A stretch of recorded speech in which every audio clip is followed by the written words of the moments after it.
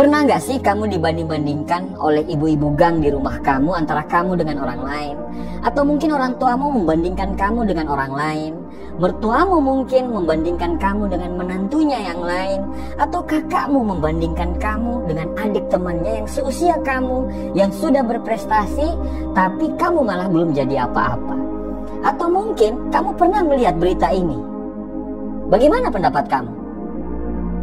Kalau kamu termotivasi, ya alhamdulillah. Karena memang maksud dan tujuan mereka bicara atau menulis seperti itu adalah untuk memotivasi. Walaupun menurut saya bukan zamannya lagi memotivasi dengan cara yang seperti itu. Tapi saya yakin rata-rata dari kamu justru merasa insecure, minder, dan merasa malu. Saya tidak akan membahas dari sudut pandang mereka yang bicara atau berita yang ditulis, karena itu tidak akan merubah apa-apa. Kalau kamu belum sukses, kamu akan selalu menerima perlakuan dibanding-bandingkan dengan orang lain. Itu pasti. Tapi saya ingin berbagi pikiran tentang bagaimana kita merespon hal tersebut. Karena respon kita akan sangat menentukan bagaimana langkah kita ke depan. Respon kita saat ini akan menentukan mau jadi apa kita ke depannya. Dibanding-bandingkan memang sangat tidak nyaman.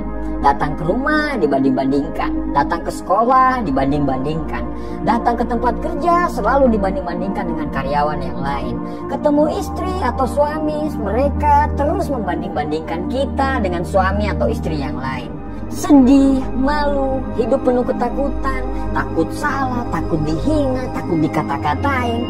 Akhirnya, kalau kita merespon secara negatif, ya kita sendiri yang rugi. Karena itu tidak akan merubah apapun. Malah, itu akan membuat kita makin terpuruk. Saya akui, memang ada fase di mana kita merasa tidak seberuntung orang lain.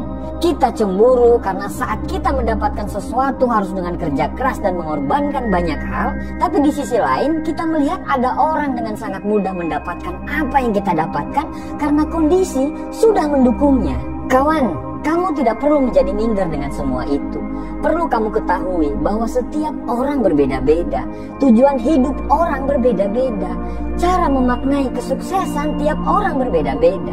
Takdir kehidupan orang tidak sama satu dengan yang lainnya. Kekurangan dan kelebihan orang pun berbeda-beda.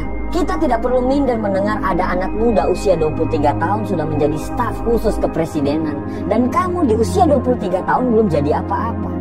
Sekedar kamu tahu ya, ada juga orang yang usia 23 tahun masih kuliah di kehutanan UGM dan kerjanya masih mendaki gunung dengan kegiatan pencinta alamnya. Tapi sekarang menjadi Presiden Republik Indonesia. Ada juga orang berusia 62 tahun masih menjual semua propertinya yang dia miliki untuk sebagai modal menawarkan resep masakannya dari restoran ke restoran. Dan baru di usia 65 tahun dia sukses mendirikan restoran yang bernama KFC. Yes, dialah Colonel Sanders, sang pemilik salah satu waralaba makanan terbesar di dunia, Kentucky Fried Chicken. Setiap orang ada masanya dan setiap masa ada orangnya.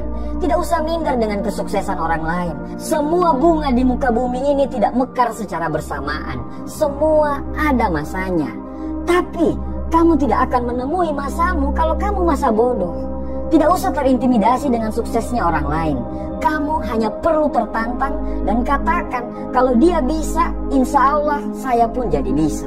Jangan menyerah terlalu cepat, karena jika kamu menyerah terlalu cepat, maka kegagalan itu menjadi pilihan, bukan lagi takdir. Tidak usah melihat orang lain, karena kita ini berbeda.